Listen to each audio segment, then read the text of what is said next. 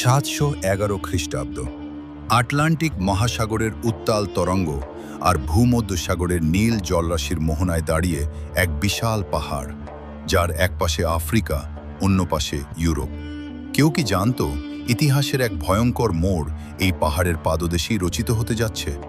একটি রহস্যময় চিঠি, একজন অত্যাচারী রাজা এবং এক অপদস্থ পিতার প্রতিশোধের নেশা কিভাবে বদলে দিয়েছিল পুরো একটি মহাদেশের মানচিত্র।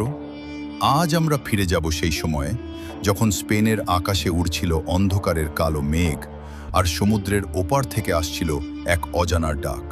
রহস্যময় এই পৃথিবীর আজকের পর্বে আমরা উন্মোচন করতে যাচ্ছি তারেক বিন জিয়াদ ও জিব্রাল্টার বিজয়ের সেই রোমহর্ষক মহাকাব্য।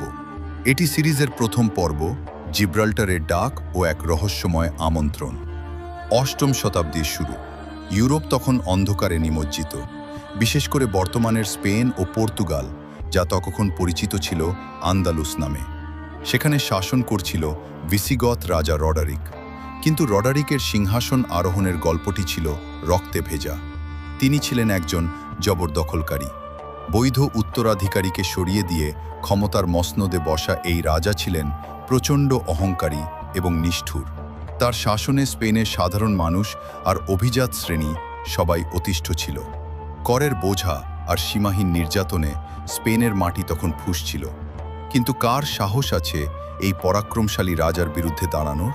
ঠিক তখনই পর্দার আড়ালে দানা বাঁধছিল এক গভীর ষড়যন্ত্র।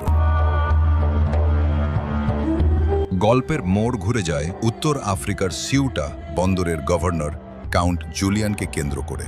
জুলিয়ান ছিলেন রাজা রডারিকেরই একজন অনুগত সামন্ত, কিন্তু ইতিহাস বলে তাদের এই বন্ধুত্বের আড়ালে লুকিয়ে ছিল এক দাও দাও করে জ্বলা আগ্নেয়গিরি। কথিত আছে সেই সময়ের প্রথা অনুযায়ী সম্ভ্রান্ত পরিবারের মেয়েদের রাজকীয় শিষ্টাচার শেখার জন্য রাজার প্রাসাদে পাঠানো হতো। কাউন্ট জুলিয়ানও তার রূপবতী কন্যা ফ্লোরিডাকে পাঠিয়েছিলেন রডারিকের দরবারে। কিন্তু সেখানে কি ঘটেছিল? রাজা রডারিক ফ্লোরিডার ওপর পৈশাচিক নির্যাতন চালান এবং তার শ্লীলতাহানি করেন। অপমানিত ও বিধ্বস্ত ফ্লোরিডা গোপনে তার বাবাকে একটি চিঠি পাঠান। চিঠিতে লেখা ছিল এক মর্মন্তুদ আর্তনাদ। মেয়ের অপমানের কথা শুনে কাউন্ট জুলিয়ান প্রতিশোধের আগুনে জ্বলে ওঠেন। তিনি শপথ করেন রডারিকের এই অহংকার তিনি মাটির সাথে মিশিয়ে দেবেন। প্রতিশোধ নিতে মমরিয়া জুলিয়ান জানতেন একা রডারিককে হারানো অসম্ভব। তাই তিনি নজর দিলেন সমুদ্রের ওপারে, যেখানে তখন পত করে উঠছে ইসলামের বিজয় নিশান। উত্তর আফ্রিকার গভর্নর মুসা বিন নুসাইর তখন একের পর এক অঞ্চল জয় করে আটলান্টিকের তীরে পৌঁছে গেছেন। একদিন মুসা বিন নুসাইরের দরবারে এসে হাজির হলেন কাউন্ট জুলিয়ান। তিনি এক অভাবনীয় প্রস্তাব দিলেন। তিনি বললেন, আপনারা যদি স্পেন আক্রমণ করেন, আমি আপনাদের সব রকম সাহায্য করব। আমি দেব জাহাজ, আমি দেব রসদ, আর আমিই হব আপনাদের পথ প্রদর্শক। মুসা বিন নুসাইর প্রথমে থমকে গেলেন। একজন খ্রিস্টান গভর্নর কেন মুসলিমদের স্পেনে আমন্ত্রণ জানাচ্ছে? এটি কি কোনো ফাঁদ, নাকি মহান আল্লাহর কোনো বিশেষ ইশারা? শুরু হলো এক গভীর গোয়েন্দা অনুসন্ধান। মুসা বিন নুসাইর এই রহস্যময় আমন্ত্রণের সত্যতা যাচাই করতে চাইলেন। তিনি খলিফা ওয়ালিদ বিন আব্দুল মালিকের অনুমতি নিয়ে পাঠালেন এক দুঃসাহসী তরুণ সেনাপতিকে, যার নাম ইতিহাসে স্বর্ণাক্ষরে লেখা থাকবে চিরকাল, তারেক বিন জিয়াদ। 710 খ্রিস্টাব্দের জুলাই মাস। তারেক বিন জিয়াদের নেতৃত্বে মাত্র 400 সৈন্য আর 100 ঘোড়া নিয়ে প্রথম একটি স্কাউট দল পাঠানো হলো স্পেনের দক্ষিণ উপকূলে। তারা কি পারবে এক বিশাল সাম্রাজ্যের গোয়েন্দা তথ্য নিয়ে ফিরে আসতে, নাকি এটিই হবে মুসলিম বাহিনীর জন্য এক মরণ ফাঁদ? সমুদ্রের ওপারে সেই অজানা ভূমিতে পা রেখেই তারেক বিন জিয়াদ কি দেখতে পেলেন, আর কেনই বা তিনি এমন এক সিদ্ধান্ত নিলেন যা আজও যুদ্ধবিদ্যার ইতিহাসে এক বিস্ময়? 710 খ্রিস্টাব্দের জুলাই মাস।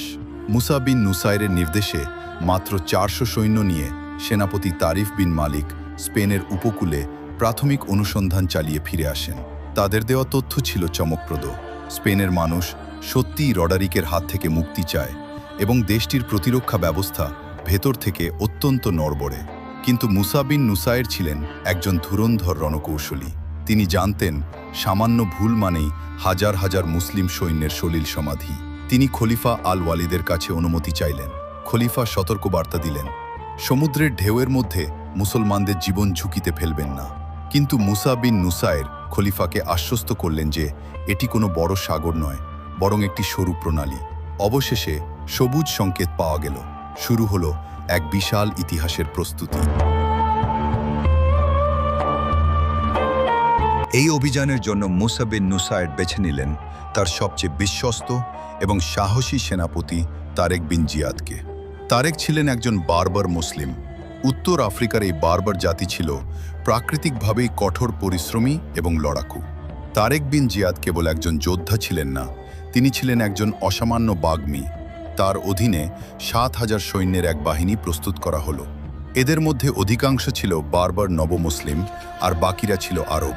তাদের হৃদয়ে ছিল শাহাদাতের তামান্না, আর চোখে ছিল এক নতুন দিগন্ত জয়ের স্বপ্ন। কাউন্ট জুলিয়ান তার অঙ্গীকার মতো 4টি বড় জাহাজ সরবরাহ করলেন, যা দিয়ে দফায় দফায় সৈন্যদের ওপারে নিয়ে যাওয়া হবে। ইতিহাসবিদদের মতে সমুদ্র পাড়ি দেওয়ার সেই উত্তাল রাতে জাহাজেকে তন্দ্রাচ্ছন্ন হয়ে পড়েছিলেন তারেক বিন জিয়াদ। আর তখনই তিনি দেখলেন এক অদ্ভুত এবং স্বর্গীয় স্বপ্ন। স্বপ্নে তিনি দেখলেন স্বয়ং বিশ্বনবী হজরত মোহাম্মদ সাল্লাল্লাহু আলাইহি ওয়াসাল্লাম তার 4 খলিফাকে নিয়ে সমুদ্রের ওপর দিয়ে হেঁটে যাচ্ছেন এবং তারেক বিন জিয়াদের দিকে তাকিয়ে স্মিত হাসছেন। রাসূল সাল্লাল্লাহু আলাইহি ওয়াসাল্লাম তাকে উদ্দেশ্য করে বললেন, হে তারেক, এগিয়ে যাও এবং তোমার কাজ সম্পন্ন করো। তারেক বিন জিয়াদ ঘুম থেকে জেগেই এক অদ্ভুত প্রশান্তি অনুভব করলেন।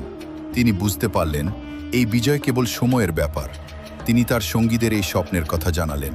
মুহূর্তের মধ্যে পুরো বাহিনীর মধ্যে এক অভাবনীয় শক্তি ছড়িয়ে পড়ল।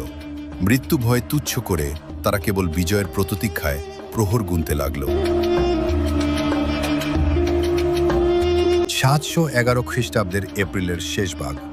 রাতের আঁধারে কাউন্ট জুলিয়ানের জাহাজে করে তারেক বিন জিয়াদ এবং তার বাহিনী স্পেনের উপকূলে অবতরণ করেন। যে পাহাড়ের পাদদেশে তারা নেমেছিলেন, ইতিহাসে তার নাম ছিল ক্যালপে। কিন্তু সেই রাত থেকে এর নাম চিরতরে বদলে গেল। তারেক বিন জিয়াদের নামানুসারে এর নাম হল জাবাল আল তারিক বা তারেকের পাহাড়, যা আজ সারা বিশ্বে জিব্রাল্টার নামে পরিচিত। সৈন্যরা যখন ওপারে নামল, তখন তাদের সামনে ছিল বিশাল এক অনিশ্চয়তা। তারা জানতেন না রাজা রডারিক কত দ্রুত তাদের খবর পেয়ে যাবেন। তারা এও জানতেন না যে কাউন্ট জুলিয়ান শেষ পর্যন্ত তাদের সাথে বিশ্বাসঘাতকতা করবেন কিনা। তারেক বিন জিয়াদ জিব্রাল্টার পাহাড়ের ওপর দাঁড়িয়ে দেখলেন ওপার থেকে শেষ জাহাজটি সৈন্য নিয়ে আসছে। ওপারে ফেরার আর কোনো উপায় নেই। রডারিকের বিশাল বাহিনীর গোয়েন্দা তথ্য যখন তার কাছে পৌঁছালে, তখন দেখা গেল শত্রুপক্ষ সংখ্যায় 10 গুণেরও বেশি। ঠিক সেই মুহূর্তে তারেক বিন জিয়াদ তার সৈন্যদের উদ্দেশ্যে এমন এক আদেশ দিলেন যা শুনে স্তব্ধ হয়ে গিয়েছিল পুরো বিশ্ব। তিনি এমন এক কাজ করলেন যা আজ অবধি পৃথিবীর কোনো সেনাপতি করার সাহস পাননি। কি ছিল সেই অবিশ্বাস্য কাজ? কেন তিনি নিজ হাতে নিজেদের ফেরার সব পথ ধ্বংস করে দিয়েছিলেন? জানতে হলে দেখুন আমাদের পরবর্তী পর্ব। দাও দাও করে জ্বলছে জাহাজ, পেছনে ফেরার পথ নেই। বন্ধুরা, তারেক বিন জিয়াদের সেই স্বপ্নের ঘটনাটি কি আপনারা আগে জানতেন? কমেন্টে আমাদের জানান। ভিডিওটি ভালো লাগলে শেয়ার করুন এবং পরবর্তী পর্বের জন্য সাবস্ক্রাইব করে সাথেই থাকুন। আল্লাহ হাফেজ।